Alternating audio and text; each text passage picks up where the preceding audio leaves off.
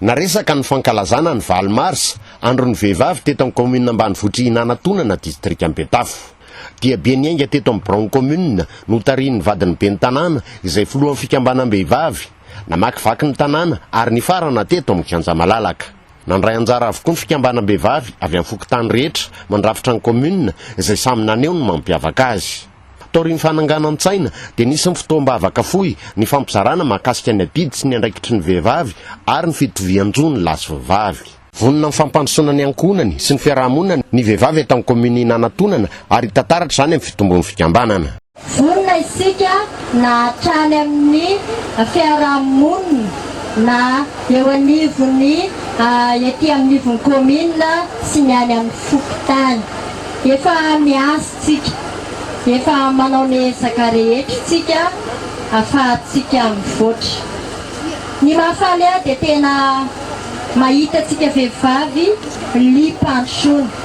Fa nandritra izay 4 taona nitantananay teto anivon'ny commune izay dia tsy mitsahatra mitombo tsika vehivavy. Misy hatrany ny fampiofanana ireo fikambanam-behivavy amin'ny sehatra maro ahafahan'izy ireo mampivoatra ny fiainany sy ny ankohonany.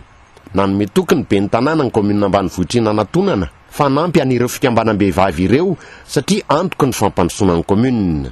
Ianareo fikambanam-behivavy ireo ato anatin'ny commune Inanantonana dia afaka tenenina ny kitry faharan'ny fampandrosoana ary eto dia tena miteny fa ny fiadinan'ny tanàna dia vonona tena anao zay maximum amin'ny fijerevana ny fampandrosoana ary tena mahafaly dia nareo efa mivondrona anaty fikambanana tena mora kely atao ny fampandrosoana ao anatin'izay. Nitoy tamin'ny seho an-tsehatra nandraisan'ny fikambanam-behivavy rehetra anjara ny fotoana ary nisongadina nandritra izany ny fahavononan'izy ireo hitondra izay fampandrosoana izay.